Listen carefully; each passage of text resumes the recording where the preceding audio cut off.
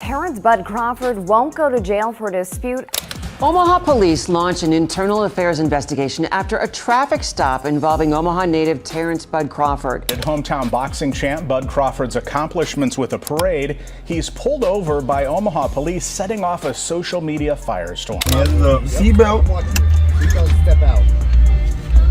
I'm opening the door. You can take mine off of me right here on my right. I'm keeping my fucking hands up. I'm not reaching for no gun, bro. Step out. Can I move my phone? Yeah, that's crazy. New leak video has emerged showing Terence Crawford in a shocking encounter with police, leaving fans stunned. Just weeks earlier, the unbeaten champion was enjoying the biggest victory of his career. But instead of celebrating his legacy, Crawford suddenly ended up in a tense situation at gunpoint, all caught on camera for the world to see. All that serious? You actually is all that necessary? You serious? You serious? Make sure to like and subscribe, because this story has twists you won't believe. And once again, I have to ask, how did a night meant to honor Omaha's hometown hero turn into flashing sirens, drawn weapons, and a police statement so serious that even the mayor demanded answers? This isn't your usual celebrity drama. It's a story showing how quickly celebration can turn into crisis, and how one viral video can overshadow a lifetime of achievement.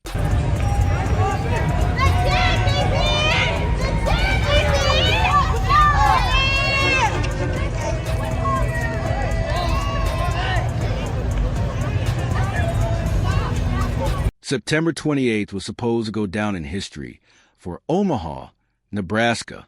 The city organized a parade to honor Terence "Bud" Crawford, fresh off his stunning win against Canelo Alvarez.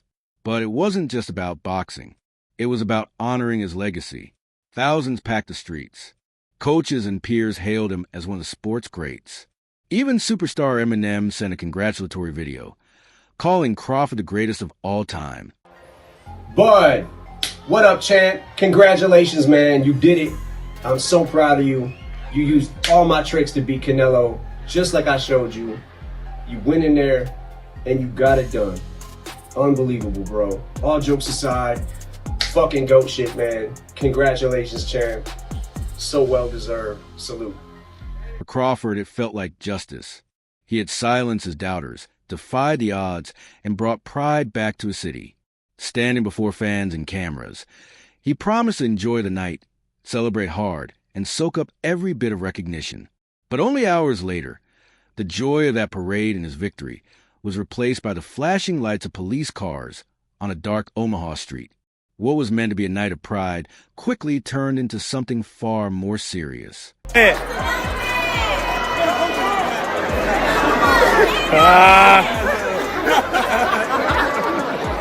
It's like upside down.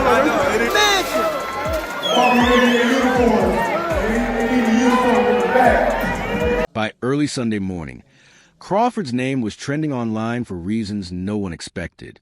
A Facebook user named Dre Jimmy uploaded a video that spread instantly. It didn't show a champion enjoying his victory. Instead, it showed Crawford behind the wheel of his car in a heated exchange with police. The clip is intense. An officer, with his gun drawn, aims directly at Crawford and orders him out of the vehicle. Crawford's voice, filled with fear and anger, shouts, "I'm not reaching for no gun, bro." His hands are visible, but the tension is heavy. Moments later, he steps out, with the camera capturing the uneasy scene. Within hours, the footage was everywhere online. Fans who had just cheered him at the parade now watched in disbelief as their hero faced police at gunpoint. Emerging from an incident early this morning surrounding Terence "Bud" Crawford and his security team, it escalated to a point where guns were drawn by police. The biggest question everyone had was simple. What caused this? By Sunday afternoon, the Omaha Police Department released an official statement confirming what millions had already seen. The stop wasn't random. Officers said they noticed a vehicle driving recklessly. The driver turned out to be Crawford, with 3 passengers in the car. What raised the stakes was what police claimed to spot: a gun on the driver's side floor. For safety, everyone was ordered out at gunpoint. Police later confirmed one passenger, part of Crawford's security team, was also carrying a gun, but legally. In fact, all of them had legal permits. Still, the sight of Omaha's biggest star being forced out of his car at gunpoint just hours after a parade was a powerful image. City officials quickly got involved. The mayor and his chief of staff both reached out, and Crawford himself asked for an investigation. Fans were shaken. Officials scrambled, and even the mayor promised answers. He admitted his heart sank when he heard the night of celebration had ended with flashing lights and fear.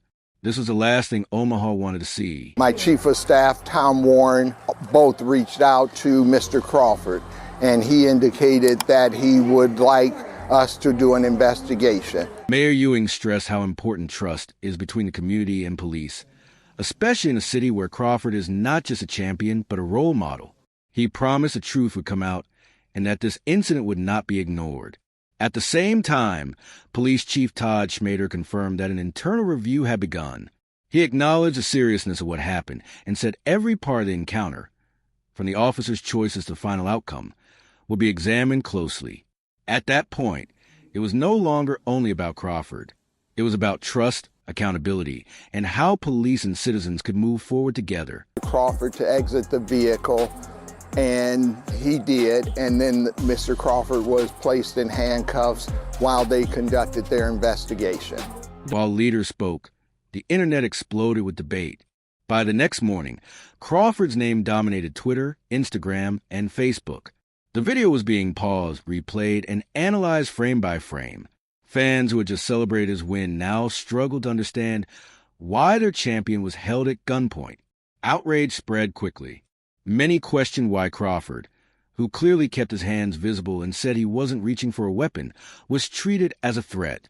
They demanded to know why Omaha's hero wasn't treated with more respect. But others defended the police, saying once a gun was spotted on the floorboard, officers had no choice but to act carefully. To them, this wasn't about fame, it was about safety. Still, the image of a world champion boxer, hands raised while police aim a gun at him, was impossible to forget. The clip became more than just a viral post. It turned into a larger conversation about policing, fame, and how quickly respect can shift to suspicion.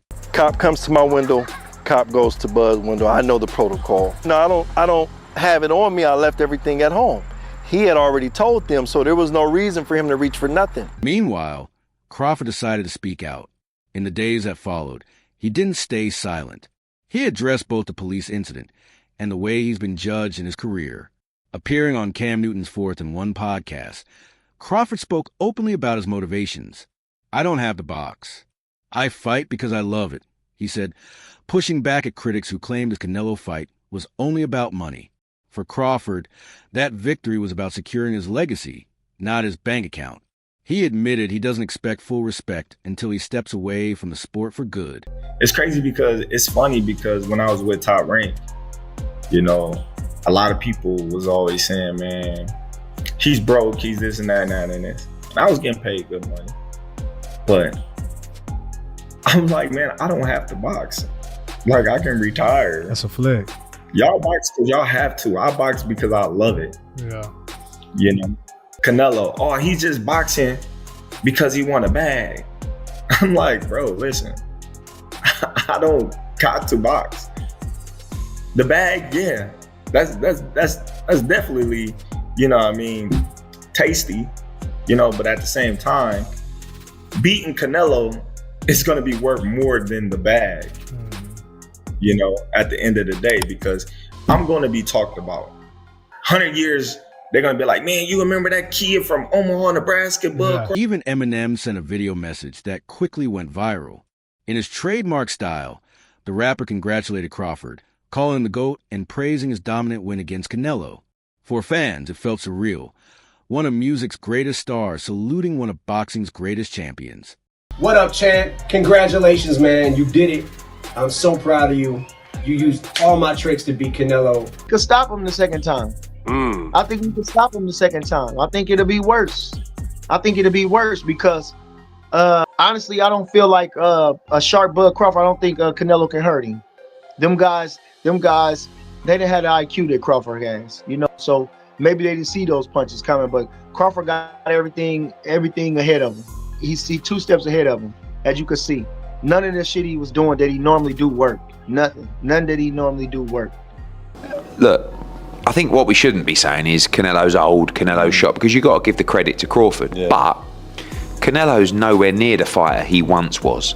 And I'm talking about particularly maybe around Golovkin 1 and that kind of time. I mean, you know, I feel like, you know, when I watch the Skull fight, and I just, you know, a certain style is not good for Canelo. They're paying the money at the end of the day, so fuck, let's go to war. Let's do what these people want us to see us do, and let's go to war and may the best man win. It's boxing, you know. They have, everybody got their own opinion. What's yours? My opinion is I like who I like. You know, I like Roy Jones, Floyd Mayweather, Bernard Whitaker.